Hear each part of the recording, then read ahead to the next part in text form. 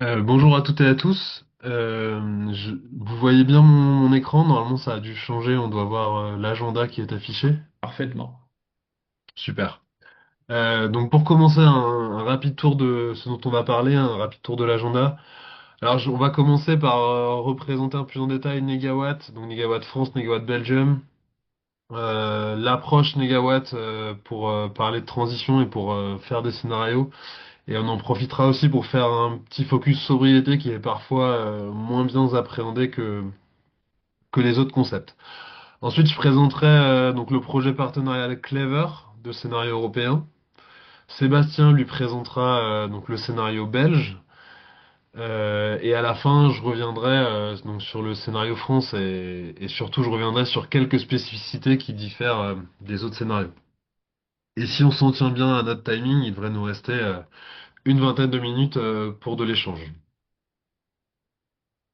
Donc, Négawatt.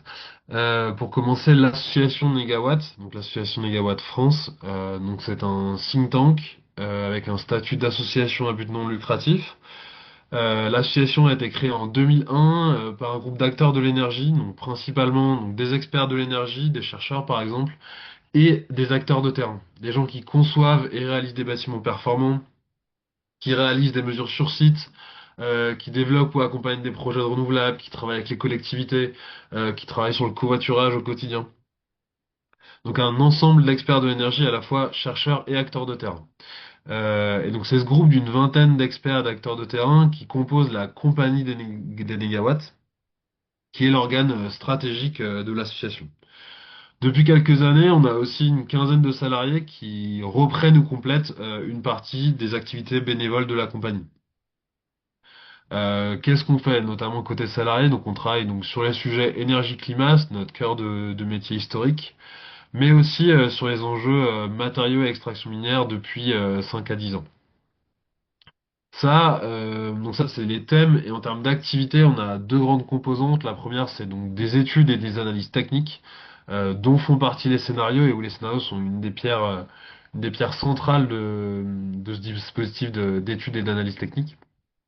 Et deux, on a tout un pôle plaidoyer pour le portage de nos recommandations au travers donc de plaidoyer politique à proprement parler, mais aussi de dialogue avec l'ensemble des acteurs de la transition. En termes de positionnement, on est présent historiquement avant tout au niveau donc national français, mais on est aussi présent au niveau local par les liens qu'ont les différents membres de l'association avec leurs activités qui sont éminemment locales pour la plupart, par des filiales, notamment l'Institut Négawatt et Dorémy. Et on est aussi présent donc au niveau européen depuis 2018 et le début du projet Clever de scénario européen. On a aussi quelques autres projets européens depuis. Et donc moi, je suis arrivé dans l'association donc en 2020. Je suis assez récent dans l'association comparé à son historique et j'ai principalement travaillé sur le projet de scénario Clever et en particulier sur la partie modélisation du scénario quoi. Sébastien, je te laisse dire quelques mots sur Negawatt Belgium. Voilà, alors moi, Sébastien Meyer, du coup, on était fort intéressé fort convaincu par le travail de Négawatt en France qu'on connaît depuis longtemps. Et dans la période Covid, on a commencé à réfléchir à créer, alors pas une filiale parce qu'on est vraiment indépendant, Négawatt en France et en Belgique, mais en tout cas une version belge de Négawatt qu'on a appelé Négawatt Belgium. Peut-être mettre quelques petits points, Nicolas. Donc en fait, on existe depuis 2022 officiellement en tant que Négawatt Belgium, mais c'est fin 2019 pendant la période Covid où on a décidé de créer la structure. Et la particularité, pourquoi c'est Belgium et pas Belgique? Eh bien, c'est parce qu'on a décidé de prendre nos amis flamands avec nous. Et du coup, c'est un sacré challenge, puisqu'on a quand même deux cultures assez différentes qui coexistent en Belgique. Il n'y a pas que la langue, il y a une façon de travailler qui est aussi un peu différente. Et donc, c'est quand même ambitieux d'avoir cette vision nationale, donc Flandre, Wallonie et Bruxelles. Et tu peux encore un petit peu avancer, Nicolas. Ça a déjà été dit dans l'introduction, on veut œuvrer à une transition qui soit sobre, juste, mais aussi participative. Donc, on veut intégrer des aspects sociaux et on voudrait bien que un maximum de feedback soit donné par les citoyens. Donc, en fait, on organise des débats citoyens. Car à côté de notre axe qui nous rapproche du coup de Négawatt France de sortir des scénarios énergétiques, le premier pour nous c'est sorti. Alors il y a une erreur dans le slide, c'est en juin 2025, ça vient de sortir. 2023 c'était le scénario Clever dont on parlera après. Et on a des projets de débat citoyens comme celui qu'on a mené avec la région Wallonne récemment. On a la particularité d'avoir un ancrage universitaire, que tu pouvais le laisser Nicolas, assez fort dans notre équipe. Donc dans la photo que vous avez là, il y a plus de la moitié qui sont de l'une ou l'autre université, principalement à Liège et à Louvain, côté francophone, Louvain-la-Neuve pour le moment. Ça a quand même plutôt démarré en Wallonie. Et alors au niveau qui on est, ben, effectivement, c'est surtout des bénévoles aussi chez nous.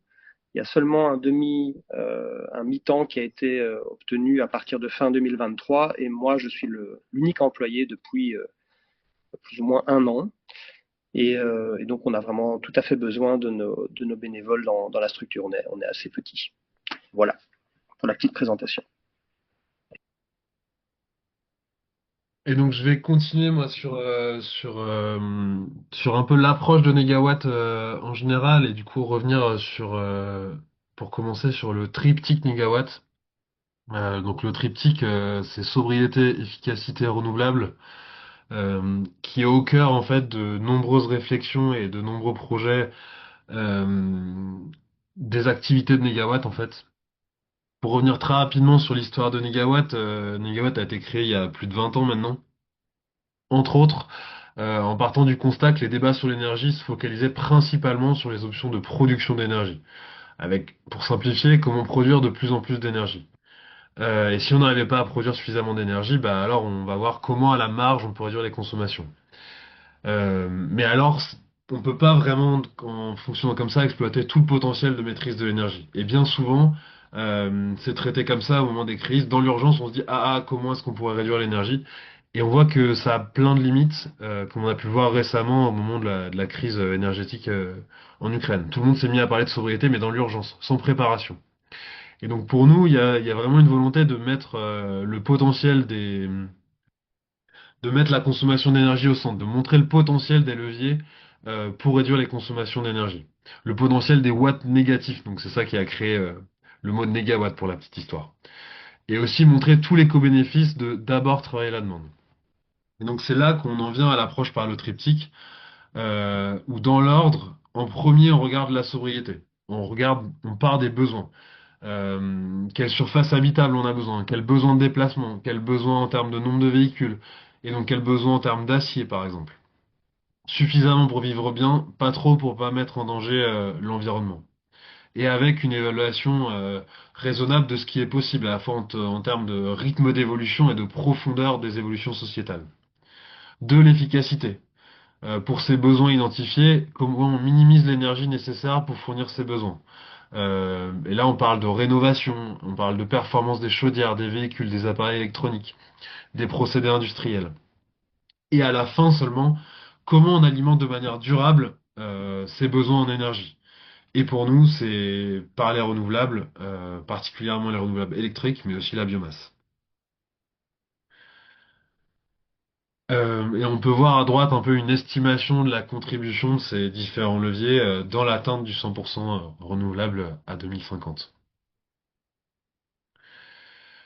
Au-delà, au-delà des enjeux énergétiques, cette approche centrée sur la demande et partant des besoins apporte intrinsèquement aussi des gains par rapport à des orientations production d'énergie uniquement. Et donc il y a un certain nombre de travaux scientifiques qui viennent appuyer ça. Ici, j'ai pris un extrait d'un rapport du Conseil scientifique européen sur le changement climatique, un équivalent du Haut Conseil pour le climat en France. C'est une analyse qui est elle-même basée sur des rapports du GIEC. Et donc, ce tableau, pour aller rapidement, il contient en gros deux blocs. Il contient donc en ligne ici on a les solutions d'efficacité et de sobriété, donc de travail sur la demande. En bas, on a plutôt les solutions, donc en ligne toujours, les différentes solutions côté supply, côté production d'énergie. Et il y a aussi un troisième bloc que j'ai enlevé pour par lisibilité. En colonne, on a les différents objectifs de développement durable de l'ONU, les objectifs sociaux, environnementaux et économiques. Et à l'intersection de chacune d'une ligne, donc d'une solution pour décarboner l'économie et d'un objectif de développement durable, on voit en quoi telle solution peut apporter des co-bénéfices s'il y a un plus, ou des impacts négatifs s'il y a un moins. Et donc ce qu'on voit, c'est que les solutions basées sur la demande, de maîtrise de la demande, ont assez rarement des impacts négatifs et très souvent de forts co-bénéfices. À l'inverse des solutions d'augmentation de la production, qui présentent le plus souvent au moins des risques d'impact négatifs. Et ensuite, on pourrait aussi comparer les solutions de production d'énergie entre elles. Ils n'ont pas du tout les mêmes niveaux de co-bénéfices et d'impact potentiel. Euh, Et ensuite, il faudrait regarder, il y a certains endroits où il y a des plus et des moins, mais en fait, ça dépend de comment on implémente la solution, en fait. En fonction de comment c'est implémenté, ça peut avoir des impacts, des co-bénéfices, et ou des impacts potentiels. Donc, les solutions basées sur la demande, qui intrinsèquement apportent beaucoup plus de co-bénéfices et moins de risques d'impacts, collatéraux. Et enfin, l'approche sur le triptyque, et donc sur la demande en premier, donc le triptyque sobriété, efficacité, renouvelable, est pas suffisante non plus en elle-même, et donc on cherche à intégrer d'autres enjeux, au moins qualitativement dans notre démarche. Et donc c'est ce qu'on met parfois pour ceux qui nous connaissent derrière l'approche systémique. Voilà, quelques autres enjeux, j'en ai sélectionné quelques-uns qui sont au cœur de notre démarche. La faisabilité de ce qu'on décrit, être capable de décrire le chemin pour atteindre ce qu'on promeut, donc une faisabilité à la fois technique. Par exemple, ça se base sur des échelles de maturité technologique. On va pas considérer des technologies qui sont encore à un niveau de prototype, qui n'ont pas été testées en environnement opérationnel. Donc voilà, une faisabilité technique, donc uniquement des solutions techniques éprouvées, mais aussi une faisabilité sociétale, ne pas prendre de paris sociétal trop fort. Donc un, la faisabilité, deux, des enjeux qui nous paraissent extrêmement importants et où on a élaboré des évaluations chiffrées, articulées avec notre scénario énergie-climat. Donc en France, on a trois scénarios articulés en fait. Donc on a un scénario énergie-climat, on a un scénario agriculture, forêt, bioénergie qui est développé par Solagro et qui est très lié à Négawatt. Et enfin, on a un scénario donc dit Négamat, plus sur les besoins en matériaux et les impacts sur l'extraction minière. Et en troisième point, il y a d'autres enjeux qu'on n'a pas la capacité en interne en tout cas à évaluer, mais qu'on essaie d'intégrer au moins qualitativement dans notre réflexion et dans nos choix d'orientation dans nos scénarios. On peut mentionner des retours de terrain sur des faisabilités d'implémentation, sur l'état du marché, euh, des enjeux de coût, de justice sociale, d'impact environnementaux, qu'on n'arrive pas forcément à modéliser quantitativement, mais qu'on essaye d'intégrer en tout cas ces retours de terrain et ces retours d'experts. Je laisse la main à Sébastien pour quelques mots sur la sobriété.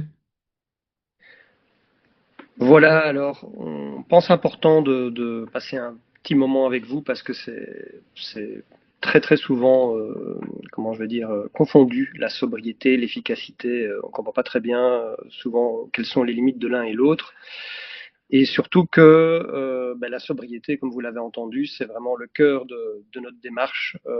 Quand on pense scénario énergétique, on commence par regarder la demande, le niveau de demande et quels sont les besoins qui sont à satisfaire. Et ça aurait un gros impact pour nous sur le type de politique qu'on peut implémenter et les résultats que ça donne. Donc vous voyez ici un petit graphique lié au chauffage en Allemagne qui vient de notre partenaire dans le projet européen en Allemagne. Et vous avez en rouge le nombre de kilowattheures qu'il faut par mètre carré pour le chauffage. Et vous voyez que l'amélioration de peut-être la rénovation des bâtiments, mais aussi des technologies de chauffage, ben on fait que pour chauffer un même nombre de mètres carrés, on utilise moins d'énergie qu'avant. Donc ça va dans le bon sens pour une réduction de la consommation.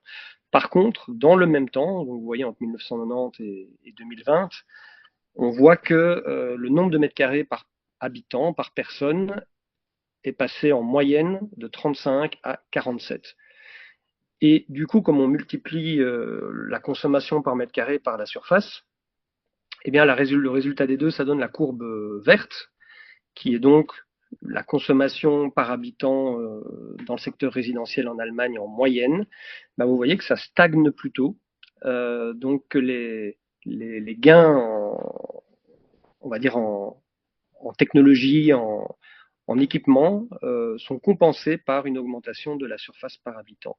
Et ça, c'est un effet qui est observé dans d'autres domaines. Et donc, c'est pour ça que c'est très important de regarder aussi euh, ce paramètre qui est plus lié à la sobriété, la surface par habitant.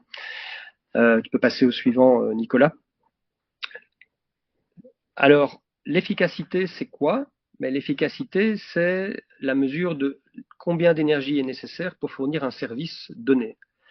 Donc en fait, c'est lié essentiellement à la performance d'un équipement, comme le rendement d'un moteur, par exemple.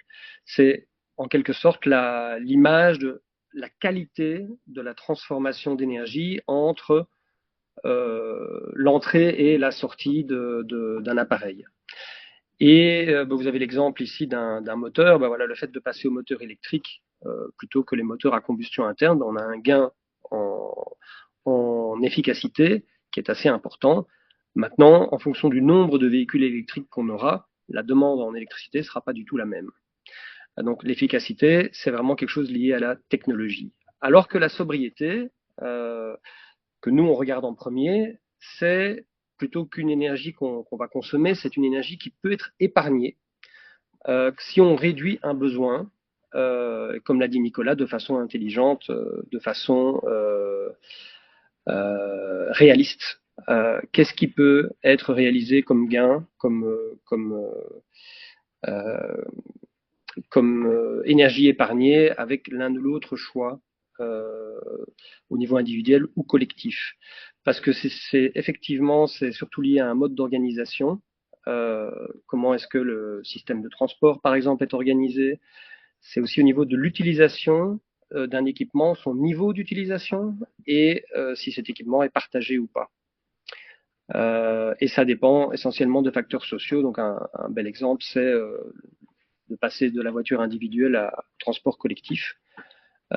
C'est quelque chose qui, la mutualisation du transport est quelque chose qui va favoriser la sobriété. Je peux aller au suivant, Nicolas.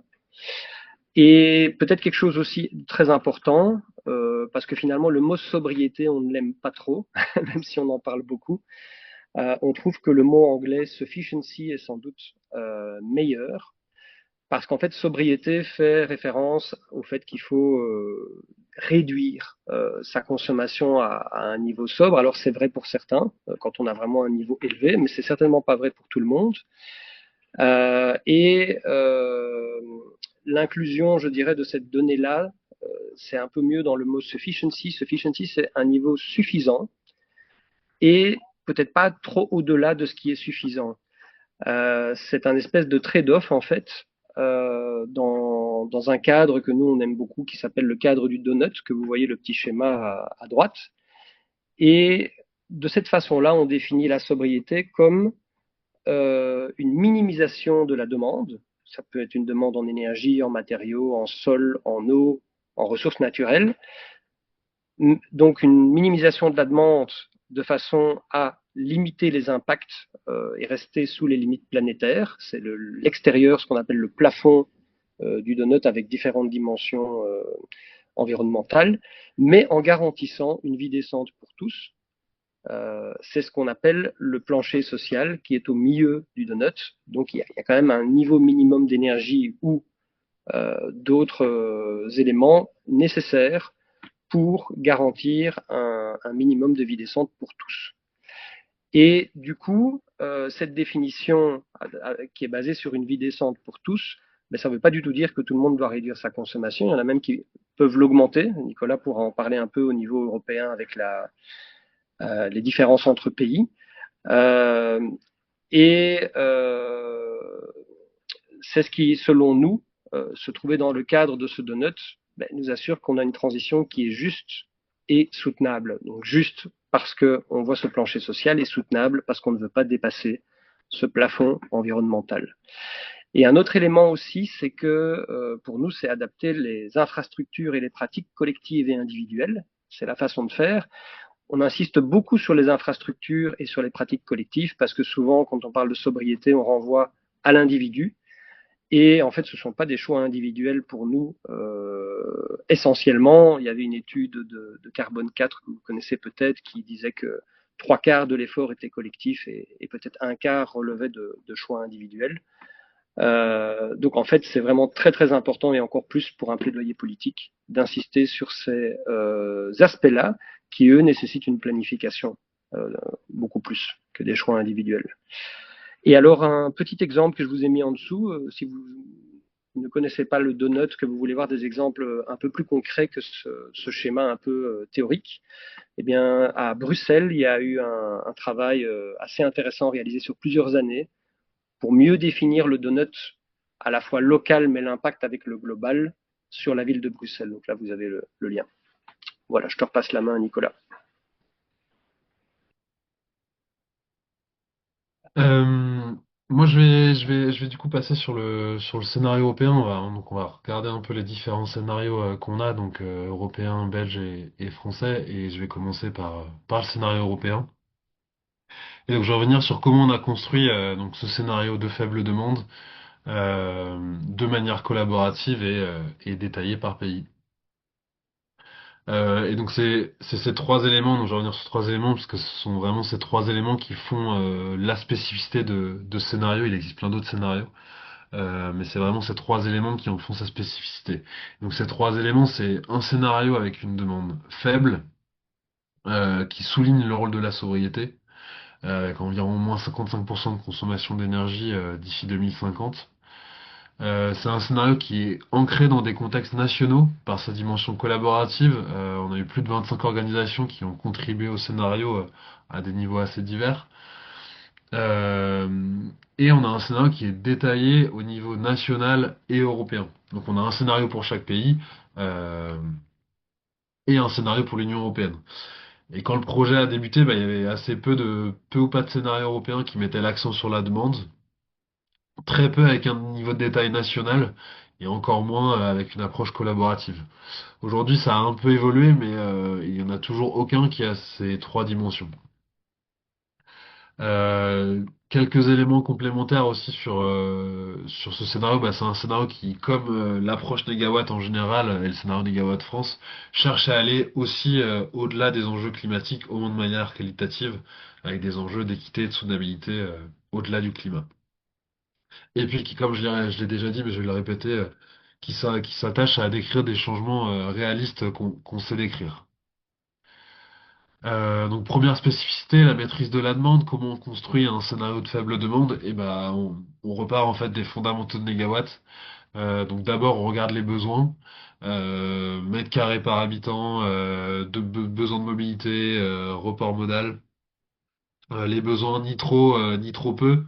Ensuite, on regarde comment on alimente ces besoins avec un minimum d'énergie, donc à quel niveau on rénove les bâtiments, renouvellement des chaudières, des véhicules, des process industriels, etc., etc.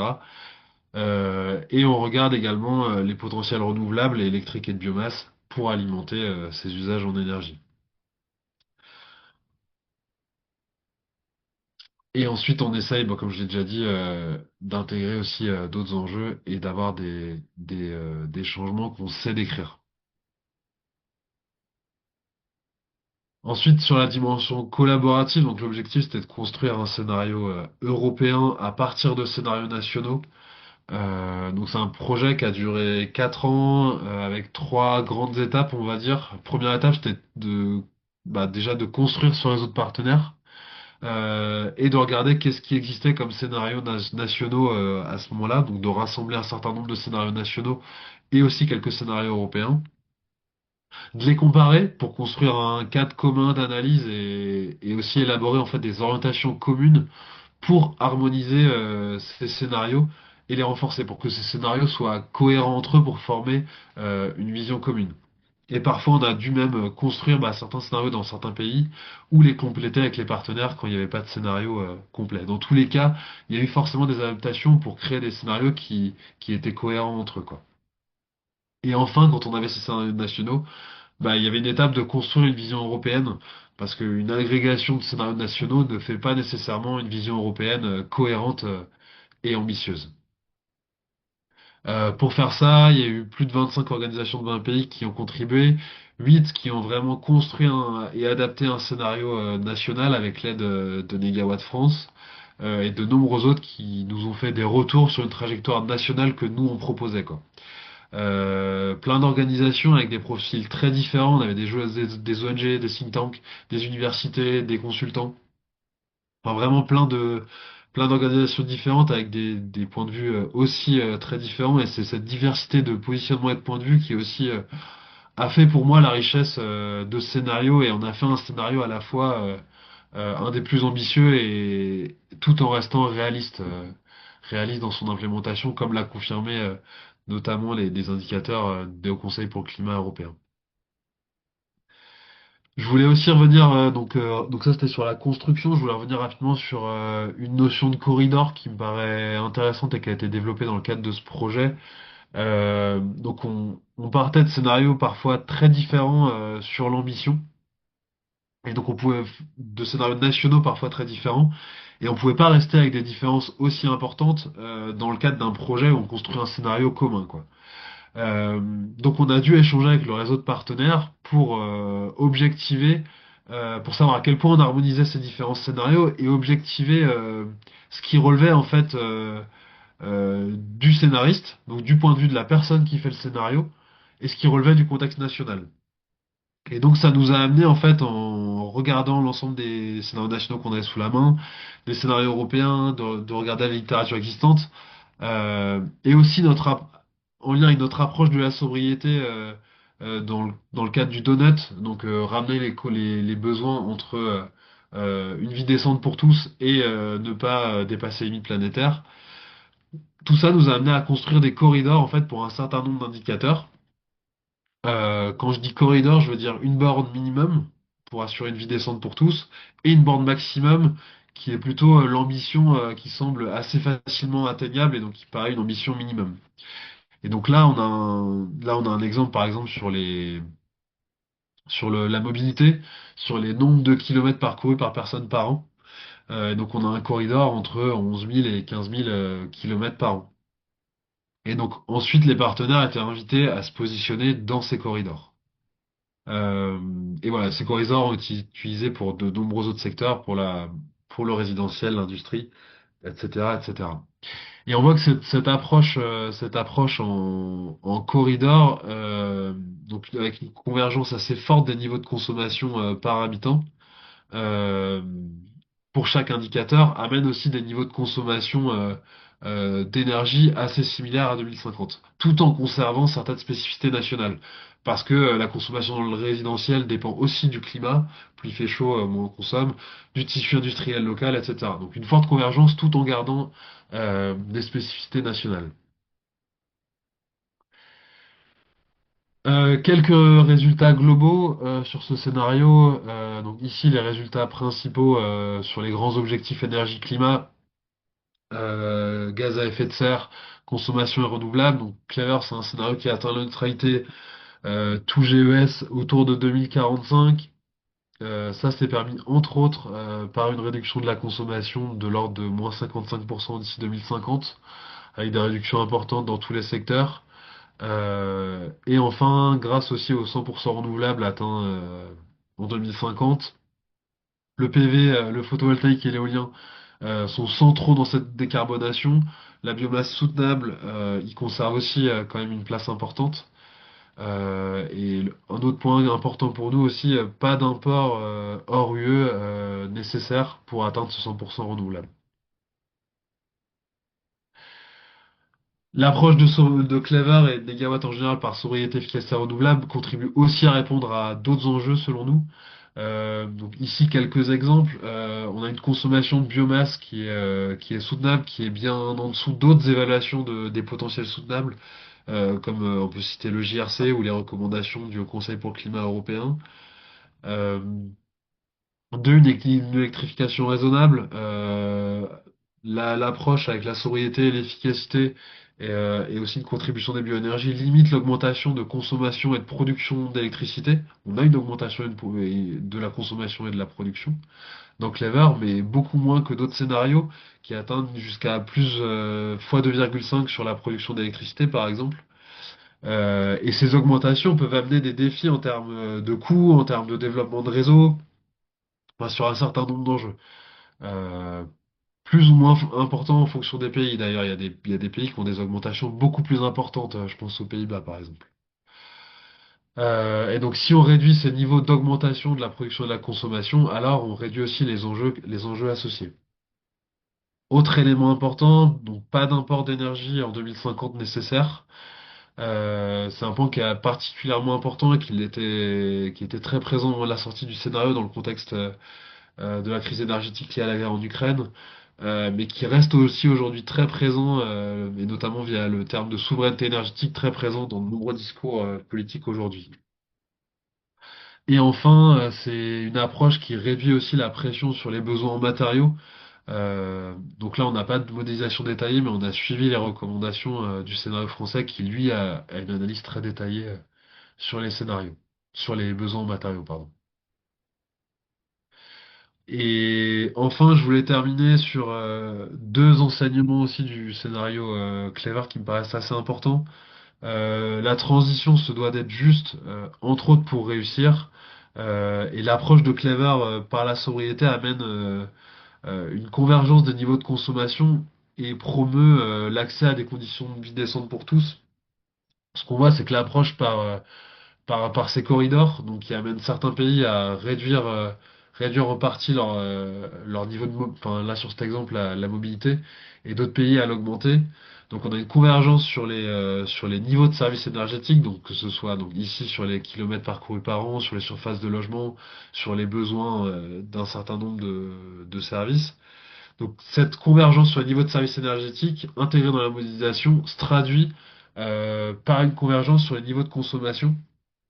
Ici, on a l'exemple de l'Union européenne, de la France, de l'Allemagne, de la Pologne et de la Roumanie, où on voit que c'est des pays qui démarrent avec des consommations par habitant très diverses en 2020 et qui atteignent des niveaux assez similaires en 2050, euh, tout en gardant certaines spécificités, tout en gardant des différences liées à des spécificités locales, quoi. Euh, donc ça, c'est le premier point, des enjeux d'équité apportés par cette approche sur la sobriété et de convergence sur le niveau de service. Euh, et deux, ce qu'on peut voir, c'est que la construction, donc à partir de scénarios nationaux, nous a aussi permis d'analyser la mutualisation des potentiels et notamment des potentiels renouvelables. Et là, ce qu'on voit, c'est que la solidarité par la mutualisation de ressources peut aussi être un levier important pour atteindre des objectifs environnementaux ambitieux. Donc ici, ce qu'on voit, on a plusieurs cartes, donc on a les différents pays européens, et ici donc les pays en vert sont les pays qui, dans le scénario Clever en 2040 ou 2050, exportent de l'électricité. En rouge, ceux qui en importent. Là, on a la même chose pour la biomasse. Ceux qui sont en vert exportent de la biomasse, ceux qui sont en rouge en importent. Ici, pareil sur l'hydrogène, ceux qui sont en rouge importent de l'hydrogène et ceux qui sont en vert exportent de l'hydrogène. Et donc ce qu'on voit, c'est qu'on a donc certains pays qui importent de l'électricité, de la biomasse ou de l'hydrogène, deux pays avec des potentiels plus importants. Et en fait, être 100% renouvelable pour certains pays aurait été très très difficile. Et je pense en particulier à la Belgique ou aux Pays-Bas, mais aussi à l'Allemagne et à l'Italie. Donc ça aurait été très difficile au niveau national, mais c'est possible en tant qu'Union européenne, par la mutualisation de ces ressources. Et le dernier graphique, c'est donc les puits de carbone par pays ramenés à des tonnes de CO2 par habitant. Et donc on voit la même chose sur les puits de carbone en fait. Être neutre uniquement avec les puits de carbone naturels, ce serait pas possible pour un pays par exemple comme les Pays-Bas. Mais en revanche, c'est possible en tant qu'Union européenne, quoi. Et donc on voit au travers de ça que, euh, que ça apporte aussi un message fort sur la solidarité européenne comme facilitatrice de la transition. Et je laisse la main à Sébastien. Oui, voilà. Très rapidement, on s'est dit que c'était intéressant, peut-être par rapport on a le scénario négawatt pour la France, pour la Belgique.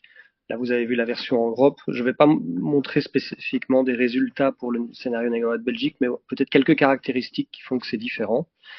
Je vais passer assez vite. Voilà, tu peux peut-être montrer la slide. Donc en fait, pourquoi c'est particulièrement différent? Tu viens déjà un peu d'en parler, Nicolas. Mais la Belgique, par exemple, c'est un territoire qui est densément peuplé, donc on a 385 habitants par kilomètre carré. Bon, différent si on est en Flandre, en Wallonie ou à Bruxelles, mais en tout cas c'est relativement dense. Avec aussi, tu peux continuer, une industrie lourde, surtout au nord, avec le port d'Anvers et autour. Et j'ai fait un peu le calcul, c'est plus ou moins 2 fois plus que la France si on compare le ratio à la population. Donc 2 fois plus de consommation d'énergie par l'industrie que la France ramenée à la population. Donc c'est quand même un facteur aussi. Tu peux encore mettre le point suivant. Et ce qui donne, quand on divise la consommation d'énergie finale, donc pas l'énergie primaire qu'on a avant de passer dans les centrales électriques, mais la consommation d'énergie réellement utilisée dans les processus et dans les appareils, de l'ordre de 33 000 kWh par habitant, ce qui est une fois et demie en fait la moyenne française pour le moment. Et couplé à ça, donc couplé à une demande énergétique très importante. Tu peux mettre les autres points, Nicolas. Un faible potentiel en renouvelable, et qui est principalement lié au fait qu'on a un territoire assez petit, 31 000 km², et la bande côtière qui fait à peine 66 km. Ce qui implique en éolien onshore, offshore ou en biomasse, des petits potentiels. Et voilà, en photovoltaïque, si on prenait sur tous les toits aussi, je vous ai indiqué un petit peu quelques données. Si on somme en énergie annuelle les potentiels estimés en Belgique, on est vers 200 TWh, alors que pour l'instant, la consommation est plus aux alentours de 400-450 TWh par an. Donc, plus ou moins la moitié de la consommation actuelle en potentiel renouvelable en Belgique.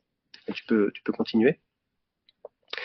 Alors, très rapidement, mais quand même des éléments assez qui viennent de changer, assez importants en Belgique, c'est qu'il y avait une loi de sortie du nucléaire qui avait été décidée en 2003, couplée à l'arrivée des écologistes au pouvoir, qui, même si on est tout à fait apartisan, on ne tient aucunement pour un parti politique dans Négawatt, mais en tout cas, il y a eu des conséquences concrètes dans les politiques menées pour la promotion du renouvelable et différents, différentes aides à l'installation de panneaux photovoltaïques ou encore de rénovation.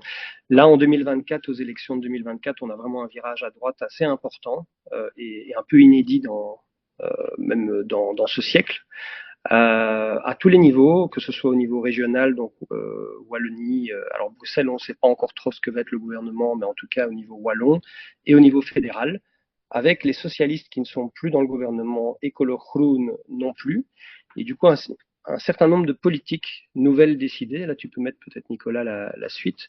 Donc, le projet de relance du nucléaire, donc la loi de 2003 de sortie est abrogée, elle a été faite ici un peu plus tôt cette année, mais aussi des blocages, tu peux mettre après, de différents projets renouvelables. Alors, abandon, ça dépend, mais en tout cas, beaucoup de blocages, et aussi diminution du soutien à la rénovation.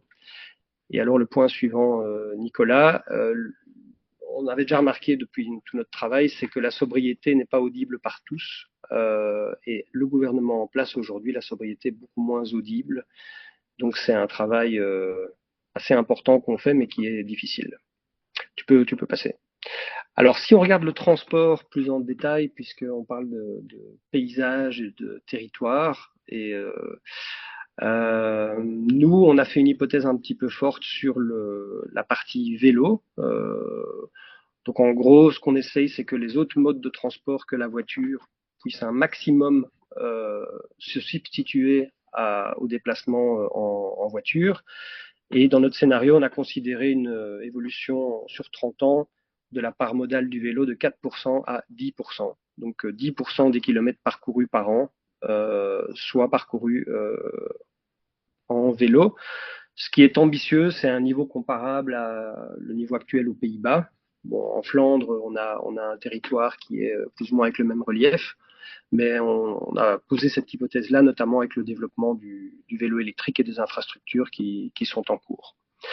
Et alors, si on fait un focus sur le transport de marchandises, là, il y a une particularité aussi de la Belgique, c'est qu'on a quand même une part modale de 14% actuellement en transport fluvial, ce qui est assez élevé par rapport à la moyenne européenne. Et on a aussi une hypothèse assez ambitieuse qu'on arrive à encore augmenter cette part modale à 23% en 2050, mais qui est basée sur différentes études aussi, notamment au niveau wallon. Euh, tu peux passer à la suite. Une autre particularité aussi de notre structure, en tout cas en tant que négawatt à côté des scénarios, c'est qu'on fait des débats citoyens et notamment pour définir un peu ce niveau de ce plancher social, penser un peu à partir de ceux qui peuvent être impactés aussi par des mesures. Et alors, on essaie aussi de toucher différents types de publics, notamment des publics plus aisés, puisque finalement ceux qui sont censés réduire un peu leur consommation, ce sont plutôt ceux qui consomment beaucoup, et d'amener en fait toutes ces personnes-là à réagir par rapport à nos scénarios et par rapport aux différentes trajectoires qui peuvent être prises. Pour nous, c'est l'idée vraiment que ce soit un feedback sur le long terme dans la production de nos scénarios. Et alors, pour ça, tu peux encore mettre la petite image suivante. Nicolas, on utilise différents outils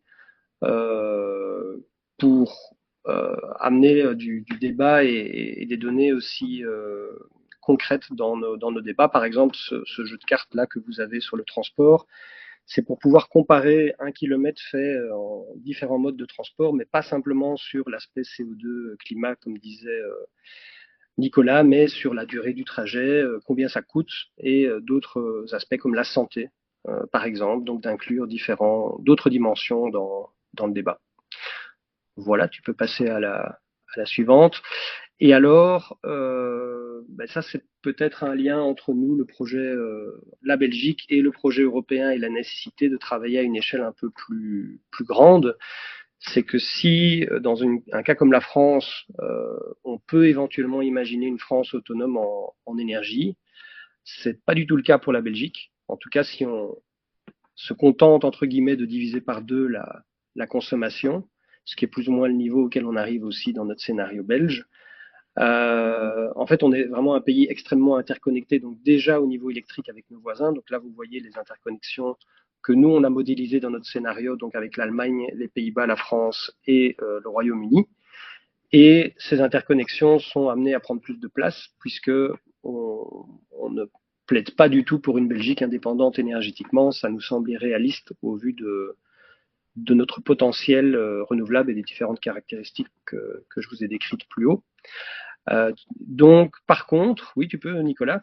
Par contre, notre scénario va vers une beaucoup plus grande indépendance énergétique, puisque on augmente la production locale d'un facteur 2, même en considérant que le nucléaire actuel est une production locale, donc que l'uranium est importé, mais voilà que l'électricité est produite en Belgique.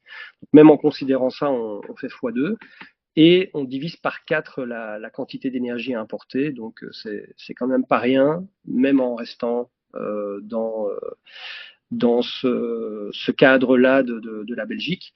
Et alors peut-être pour vous dire, dans le scénario belge, ce sont les 5 pays. On boucle aussi bien au niveau neutralité carbone qu'au niveau toute source d'énergie. On boucle sur les 5 pays, donc on n'importe rien de l'extérieur de l'Allemagne, de la France, des Pays-Bas et de la Grande-Bretagne. Et alors, bon, malgré tout ça, c'est quand même une vue un peu simplifiée puisqu'on est connecté au monde via le port d'Anvers ou encore le port de Zeebrugge. Donc, ce sont des paramètres qui font que voilà, notre modélisation est un peu théorique, mais montre, un peu comme le scénario européen, que c'est possible de ne pas importer d'ailleurs. Mais évidemment qu'on importera, on ne va pas fermer le port d'Anvers. Voilà. Tu peux aller à la dernière slide, Nicolas. Je voulais vous parler aussi d'une initiative locale assez intéressante, puisque vous travaillez un peu plus localement dans les territoires. Et nous, on travaille un peu au niveau national surtout et au niveau européen. Il y a une association qui a fait dans la province de Namur quelque chose de similaire, mais au niveau local, la ceinture énergétique namuroise. Et je pense que ça vaut la peine d'aller voir leur travail. Donc vous voyez, ils ont aussi fait un espèce de scénario en partant de la consommation, en se posant la question de qu'est-ce qu'on produit localement et qu'est-ce qu'on importe de l'extérieur du territoire, qu'est-ce qu'on stocke, etc. Et ça rejoint en fait des débats qu'on fait quand on fait des débats sur la production. Ben nous, on met toujours en lien la production avec la consommation, puisqu'en fait, si on ne veut pas d'éoliennes, on ne veut pas de nucléaire, on ne veut pas de panneaux solaires, on ne veut pas toucher à la biomasse, ben en fait, ça pose la question de comment est-ce qu'on fait pour avoir suffisamment d'énergie par rapport à ce qu'on consomme. Et donc mettre en lien la consommation avec la production à l'échelle locale, c'est quelque chose qu'on a trouvé très porteur et qui amène beaucoup de débats intéressants. Tu peux peut-être mettre les dernières choses, voilà Nicolas. Donc une initiative par rapport à ça qu'ils ont mené la ceinture énergétique namuroise, c'était un G50 de l'énergie, donc c'était réunir 50 personnes représentatives de la région, donc en faisant attention au genre, au niveau socio-économique, etc. Et à produire des propositions de résolution au niveau local. Et voilà, si vous voulez plus d'infos sur eux, vous avez leur site qui est ici. Voilà.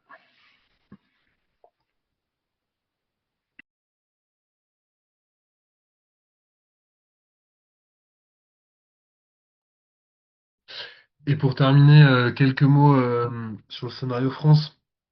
Donc je vais revenir assez rapidement, je vais pas rentrer en détail. Le scénario France suit globalement des approches très similaires à Clever et au scénario belge qu'on a déjà beaucoup explicité.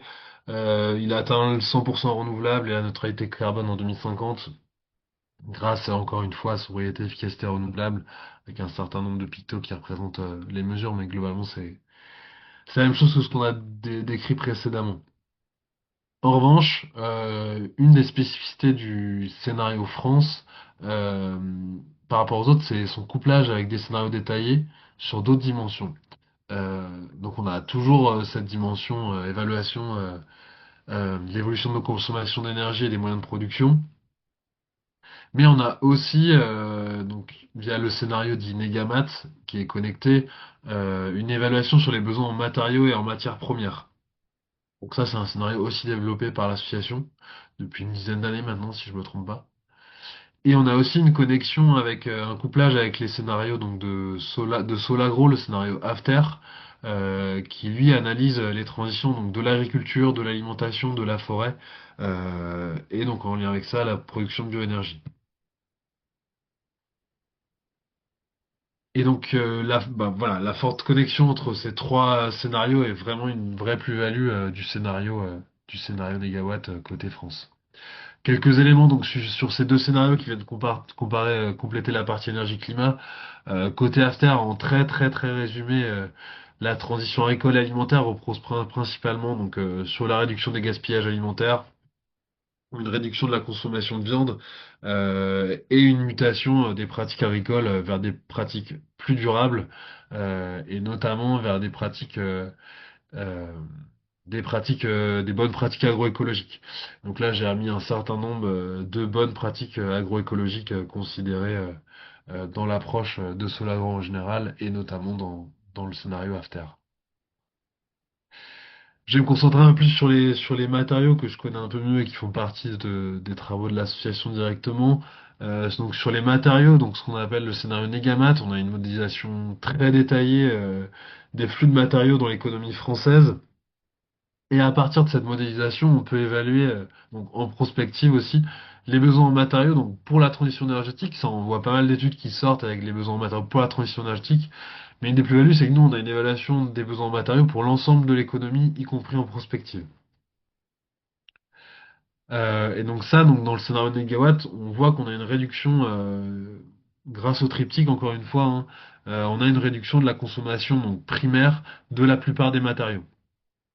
La consommation primaire des matériaux, c'est, pour simplifier, euh, le volume qui doit être extrait des mines le volume qui doit être extrait des mines en gros.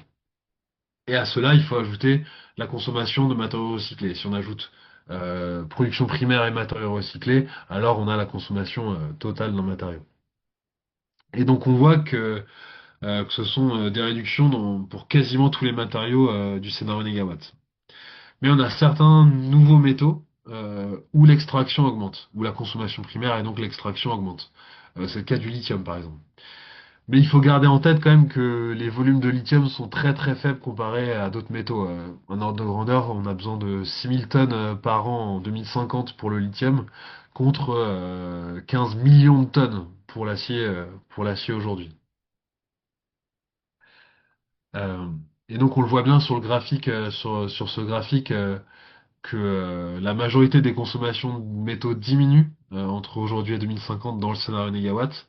Et encore, là, j'ai pas représenté le fer parce que sinon ça écrase tout. Et on voit également que les volumes de lithium sont très faibles, par exemple, comparés aux autres métaux. On voit même pas le lithium, en fait, sur ce graphique. Pour autant, c'est pas parce que ce sont des métaux avec des plus petits volumes qui peuvent pas entraîner des conséquences locales importantes si il n'y a pas une pensée globale et locale de ces enjeux. Et donc c'est pourquoi aussi on poursuit des travaux spécifiques donc sur certains métaux à enjeu euh, donc en lien avec le scénario Negamat et dans le cadre d'un projet qui s'appelle Minimal, qui intègre en plus de la modélisation des besoins en métaux, des éléments sur les impacts miniers de la consommation primaire de certains métaux. Et donc on a eu une étude assez détaillée sur le lithium qui est sortie en fin d'année dernière, fin 2024, et on a une étude détaillée sur le cuivre qui devrait sortir d'ici peu. Et voilà, petit moment pub, surtout, n'hésitez pas à adhérer à l'association, faire un don si vous le pouvez, et si vous connaissez des mécènes, à nous les envoyer, et à suivre nos actualités, notamment sur LinkedIn où on est le plus actif. On a quelques beaux projets dans les cartons, qui devraient sortir d'ici peu. Et j'ai aussi remis un certain nombre de liens liés à Clever pour aller chercher les ressources. Si vous êtes intéressé, j'ai mis aussi la publication qu'on a eue dans Nature Communications, qui était une petite fierté aussi fin 2024, si je me souviens bien. Merci à vous. Et Nicolas, peut-être, je vois qu'il y a une question sur le scénario de 2022 qui date un peu. Tu peux peut-être répondre à ça. ouais, de toute façon, on va commencer la session de questions-réponses. Mais donc je sais pas comment j'ai vu qu'il y en avait pas mal dans le chat en fait en dehors de celle-là. Euh,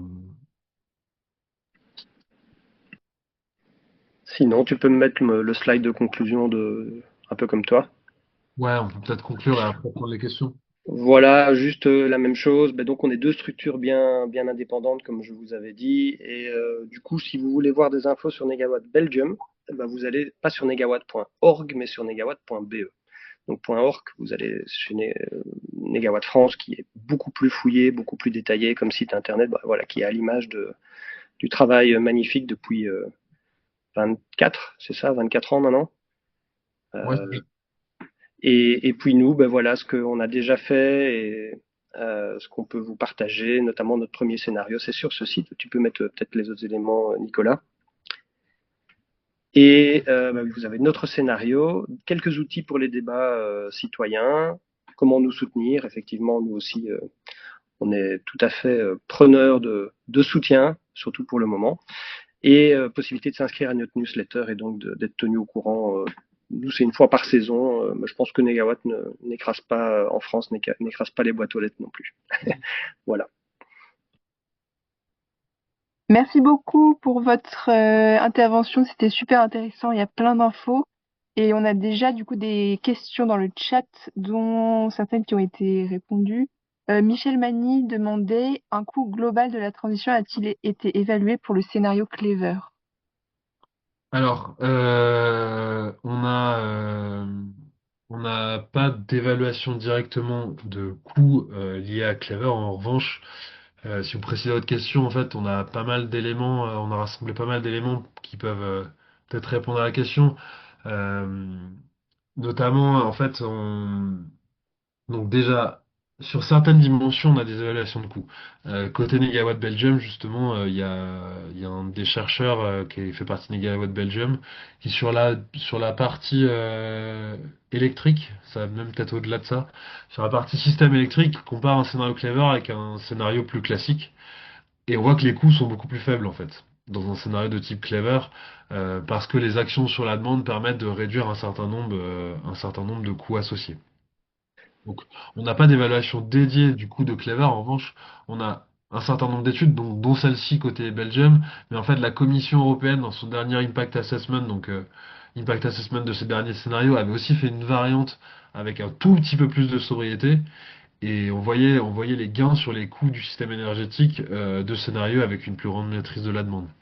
Donc en fait, on voit que les différents éléments qui peuvent influencer le coût un scénario de type Clever aura des coûts plus faibles. Et on avait quand même eu aussi une évaluation par l'Institut Rousseau, euh, qui avait fait une étude sur les besoins d'investissement dans la transition et qui montrait que un scénario de type Clever permettait de gagner, je sais plus, 200, je peux retrouver, j'avais fait une note qui rassemblait ces éléments. Je peux peut-être faire un tout petit complément que j'ai oublié d'expliquer par rapport à la modélisation. Effectivement, donc Negawatt en France fait une modélisation qui est vraiment purement physique des flux de matériaux, de matières et avec un équilibrage du réseau électrique et de toutes les énergies. Nous, en fait, on a pour la partie, comme on sait bien que l'équilibrage électrique, c'est quelque chose sur lequel on va nous attaquer pas mal, avec un système 100% renouvelable en Belgique. On a utilisé le modèle PIPSA, un modèle reconnu à l'échelle européenne, qui est un modèle pour l'Europe, mais qu'on a réduit en quelque sorte aux 5 pays que je vous ai montrés. Et ça, c'est un modèle d'optimisation techno-économique. Donc, du coup, ça calcule le système le moins cher. Et ben, du coup, on a les coûts. On a les coûts pour tout, mais alors, et ça c'est une des raisons pour lesquelles le négawatt en France n'utilise pas forcément, enfin avec beaucoup de précautions, ce genre de modèle, c'est que ça dépend des coûts qu'on met évidemment. Et par exemple, ben, avec les coûts tels qu'ils sont, par exemple pour l'installation de nouveaux nucléaires dans PIPSA, sans bloquer le fait qu'on puisse installer des nouvelles centrales, ben nous, l'optimiseur ne n'installe pas de centrale nucléaire parce que ça coûterait beaucoup trop cher, par exemple. Après, voilà, il faut toujours regarder bien les hypothèses qui sont prises par les personnes qui font des modélisations. Les hypothèses de coûts, il faut aussi les discuter et surtout si on regarde dans le futur, les coûts futurs. Voilà. Merci beaucoup. Si jamais vous voulez poser une question de vive voix, vous êtes aussi les bienvenus. N'hésitez pas à ouvrir votre caméra. Sinon, en attendant, on a une autre question. Alors, cette présentation sera-t-elle transmise aux participants? Oui, elle sera disponible sur la chaîne YouTube du programme Horizon climatique. Donc, je vous mettrai le lien dans le chat juste après. On a une question de Luc Mauchamp. Quelle compatibilité du scénario avec la nécessaire restauration de la biodiversité? Une analyse fine des co-bénéfices et impacts négatifs est-il fait ou prévu? Alors non, non, on n'a pas d'analyse quantitative sur la biodiversité. En revanche, alors, déjà, ça dépend. Biodiversité, les impacts les plus importants de mémoire sont quand même beaucoup liés à l'agriculture. Et donc là, on a quand même côté Solagro, donc c'est Solagro qui élabore notamment côté France, mais qui a aussi fait la partie donc agriculture, forêt, bioénergie côté européen. Et donc Solagro, eux, développent de l'expertise sur la biodiversité. Donc je sais ils ont plusieurs personnes en interne qui travaillent sur la biodiversité. Et donc, il l'intègre au moins de manière qualitative. C'est de là, quand on parle en fait de bonnes pratiques agroécologiques, c'est aussi pour la biodiversité, justement. Et ensuite, nous, on essaie de l'intégrer au maximum de manière qualitative quand on parle avec des experts, quoi. Donc voilà. Est-ce que si vous avez une question plus précise, on peut en discuter, mais pour moi, le principal bloc, c'est surtout côté Solagro, il y a de l'expertise sur la biodiversité. Et donc on se réfère à eux, quoi. On avait une question sur justement sur la biomasse soutenable. Ça doit, enfin, j'imagine que c'est aussi détaillé par l'association Solagro, mais je ne sais pas si vous voulez compléter. Il y avait une demande sur ce qu'est la biomasse soutenable, ce qu'on entend par biomasse soutenable. Ouais, Voilà. je peux donner deux, trois éléments, mais en effet, il faudrait faire intervenir Solagro là-dessus. En fait, il y a plusieurs dimensions, mais en fait, il y a des experts qui positionnent des niveaux maximum, notamment bah, le Haut Conseil pour le climat européen dit qu'au-delà de 2400 TWh au niveau européen, ça pose des enjeux en termes de soutenabilité, de sollicitation de la ressource, quoi. Donc ça, il y a des niveaux comme ça qui sont définis. Côté JRC, il y avait des évaluations aussi. Après, il faut regarder dans le détail de quels sont ces critères qui définissent le soutenable. Alors, je les ai pas tous en tête, mais typiquement, pas ou peu de cultures dédiées. Enfin, c'est des choses que vous mentionnez. Donc, côté méthanisation, il n'y a pas de culture dédiée pour la méthanisation dans nos scénarios. En revanche, il y a des cultures intermédiaires, donc entre deux cultures nourricières, qui elles sont une part importante des volumes méthanisés. Et donc, c'est dans une logique aussi de co-bénéfices globaux. En fait, les cultures intermédiaires, c'est aussi de la bonne pratique agroécologique pour permettre une couverture des sols pendant l'hiver, donc pour éviter de l'érosion, des choses comme ça. Et donc, on utilise une partie de cette biomasse pour la méthanisation et ensuite les résidus de méthanisation sont retournés au champ qui permettent de restituer les différents éléments. Donc c'est des éléments comme ça qui permettent de définir aussi du soutenable et après il faudrait voilà, c'est les limites c'est quelques éléments mais faudrait solliciter les experts pour avoir plus de détails quoi. Merci. On a une autre question sur est-ce que le scénario Clever a eu des opportunités de dialogue et de prise en compte au niveau du Parlement européen ou sinon est-ce que vous avez des perspectives par rapport à ça? Alors là on parle En fait, du coup, là, on parle de la dissémination du scénario Clever. En fait, ce que je vois à la suite de la question aussi, c'est quels sont nos acteurs cibles, en fait. Et donc, on a un éventail d'acteurs cibles qui est assez large. Donc ça, c'est plus, donc Stéphane Bourgeois côté plaidoyer chez nous. Mais donc, oui, on a discuté avec la Commission. On a des échanges avec la Commission. On a quelques échanges au Parlement européen. Mais en fait, on n'en a pas eu tant. On pensait que ce serait une de nos cibles privilégiées, mais c'est pas évident dans le contexte actuel. On a quelques liens. Mais en tout cas, on a des bons liens côté commission, on a des bons liens au sein des différents acteurs énergie-climat au niveau européen. Et en fait, vu nos moyens limités, on a une personne côté plaidoyer au niveau européen. Donc c'est très très peu pour comparer à énormément de structures. Donc en fait, il y a aussi des enjeux d'efficacité de notre action, et donc on se concentre sur les gens qui peuvent en fait qui sont de l'éco en fait. Donc on se concentre à ce sur quoi on est bon aussi nous, c'est à parler des experts énergie climat. Et donc de eux les convaincre de l'importance de la sobriété dans les stratégies énergie climat et plus généralement d'un équilibre entre sobriété et efficacité renouvelable. Donc, en fait, il reste des espaces propices à discuter de transition, mais pas forcément les espaces traditionnels. Et en tout cas, il y a des sujets qui émergent. La sobriété, moi, les interlocuteurs, il y a 2 ans, savaient pas de quoi je parlais quand je parlais de sobriété. Aujourd'hui, ils viennent nous chercher pour aller les pousser dans certains cercles. Donc, il y a vraiment des choses qui ont changé en 2 ans avec le travail de Stéphane, quoi, notamment. Nicolas, tu pourrais fermer le diaporama pour qu'on puisse éventuellement se voir pour mieux échanger. Si tout le monde peut rouvrir sa caméra, ça pourrait être sympa. Voilà.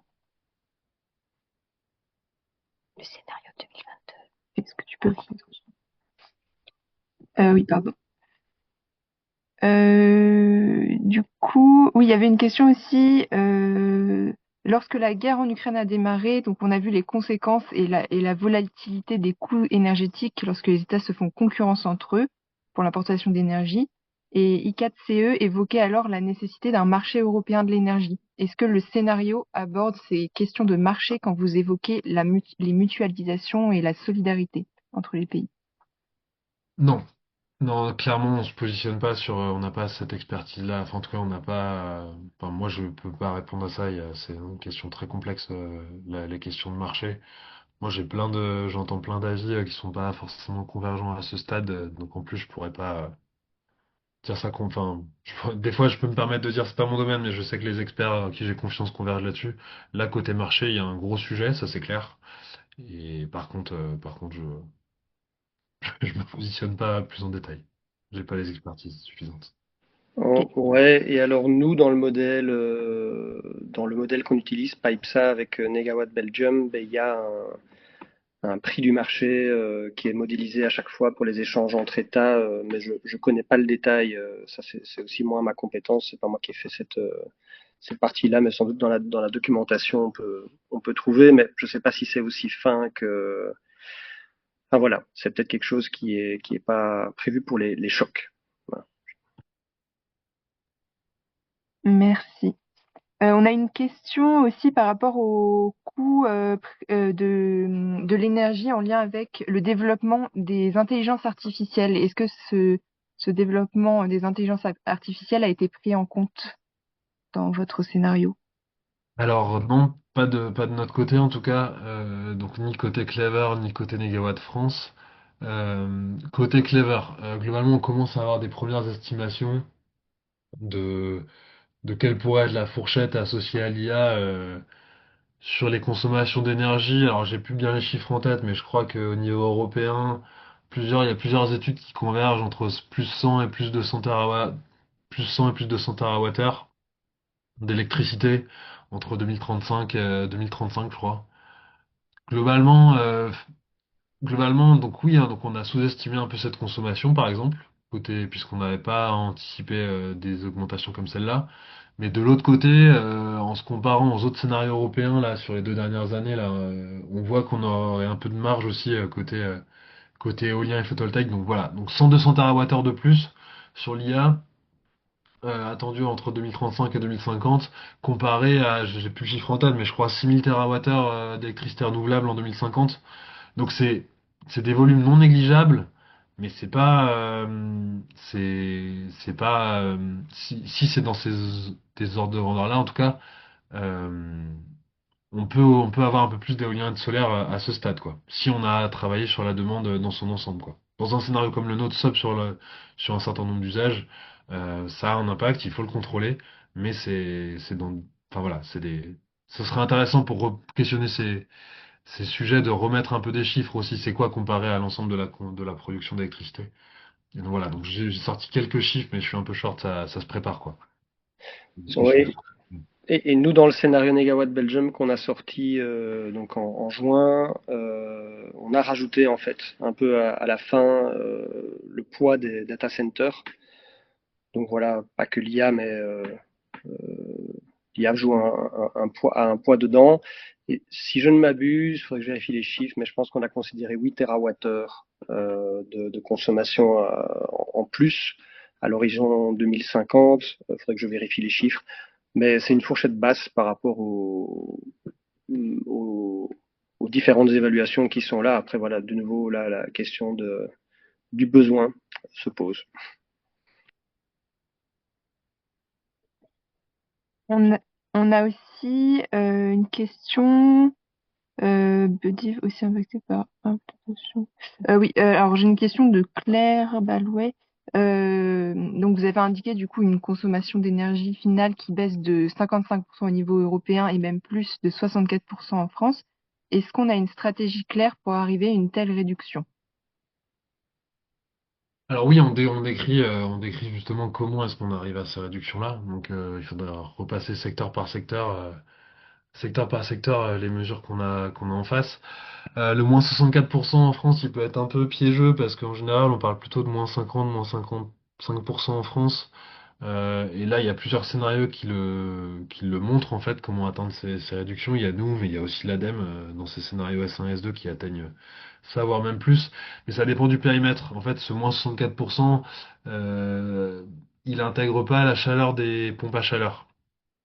C'est un point un peu technique de comptabilité énergétique, mais globalement, les niveaux présentés, ils sont très similaires au niveau des scénarios Négawatt France et des scénarios de l'ADEME. Et alors oui, on sait comment l'atteindre. C'est justement l'intérêt d'un scénario, c'est de montrer comment est-ce qu'on peut atteindre ces niveaux de réduction-là. Euh, et dans les grandes lignes, une maîtrise des besoins énergétiques dans les bâtiments, une rénovation de 70 à 80% du parc de logements et des pompes à chaleur et des poêles, des poêles à bois, de réseaux de chaleur. Enfin, voilà. Donc en gros, rénovation plus production d'énergie performante dans les bâtiments. Côté transport, pareil, sobriété plus efficacité, quoi. Donc on travaille sur un certain nombre d'indicateurs. Je me lance Ouais, dans tu veux dans que je complète faire après transport, mais trop complète des différents trucs, ça mériterait une présentation dédiée, quoi, de revenir sur l'ensemble. Mais en tout cas, oui, c'est le but des scénarios de montrer comment est-ce qu'on atteint ces réductions-là. Et on n'est pas les seuls à le montrer, ce moins 50%.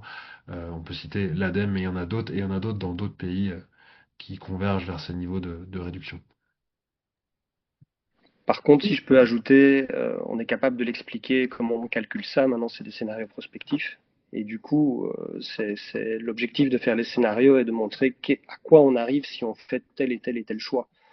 Ça ne veut pas dire qu'on va les faire. Et si on les fait pas, ben, du coup, nos scénarios doivent être revus. Et les trajectoires qu'on propose, ben, peut-être ne sont plus atteignables à un moment donné parce qu'on n'a pas fait les choix qu'on promeut.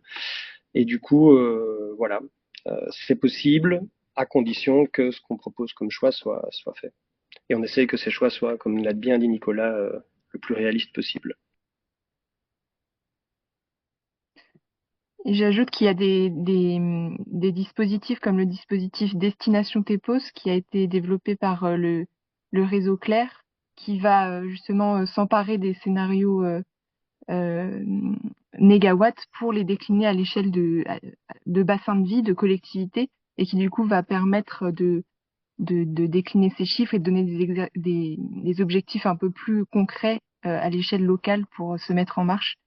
Et il y a également l'outil Étape Paysage qui a été développé par le collectif PAP, qui reprend aussi les objectifs chiffrés à l'échelle des bassins de vie et qui essaye de les spatialiser sur le territoire en fonction des ressources paysagères existantes.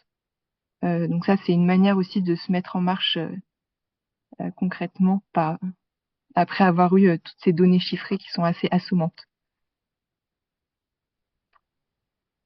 Voilà. Est-ce que vous avez d'autres questions ou réactions? Si je peux ajouter un petit mot à ce stade, euh, ça serait mieux avec la caméra, mais c'est pas moi qui ai la main. Si, si. Ah non. J'essaye de te Bon, peu remettre. importe. Non, ce que je voulais dire, c'est que merci beaucoup pour ces présentations. Effectivement, on voit bien les défis auxquels on est confronté. J'ajoute le remplacement le remplacement du parc automobile par de l'électrique qui va aussi impacter les consommations en même temps qu'on gagnera de l'émission de carbone, évidemment. Ce que je voulais dire, c'est que en matière de paysage, on a commencé assez logiquement au collectif ou en matière ou l'ensemble des acteurs du paysage en général par regarder quels étaient les impacts paysagers des renouvelables. Hein, bon, c'est les éoliennes qui nous ont remis sur le dessus de la pile, qui ont remis le paysage sur le dessus de la pile. Merci aux éoliennes pour qu'on puisse avoir vraiment un débat sur ce sujet, alors que c'était tombé un peu dans des éléments de pure esthétique ou vaguement de conservatisme. Euh, on commence aujourd'hui à réfléchir de notre côté à ce que doit être ou ce que pourrait être un paysage de la sobriété ou de la sufficiency, comme vous dites. Mais c'est encore un peu à déterminer et on est preneur de toutes les bonnes volontés pour mener ce débat. Qu'est-ce que c'est qu'un paysage de la sobriété? Pas évident, pas évident. Et en matière de biodive également, c'est important, je pense, de ne pas sous-estimer les contradictions qu'il peut y avoir. Aujourd'hui, c'est un certain nombre d'investissements générateurs de moindres émissions de carbone sont contestés au nom de la biodiversité. Je pense au canal Seine-Nord, qui est un gros machin, sans doute très maladroit et très violent, mais aussi aux lignes à grande vitesse nouvelles. Et puis évidemment, la manière d'implanter des renouvelables, des énergies renouvelables en, en préservant la biodiversité, les corridors de migration des oiseaux, etc., ça doit être réfléchi et je dirais, on ne saurait mener un scénario négawatt ou un scénario clever à son terme sans la prise en compte totale de ces choses-là et sans la capacité de faire adhérer nos concitoyens. Cette capacité passe notamment par une approche paysagère. Mais en tout cas, si on mène pas les scénarios négawatts ou quelque chose d'équivalent, on a du souci à se faire en matière de maintien d'une humanité civilisée sur notre planète.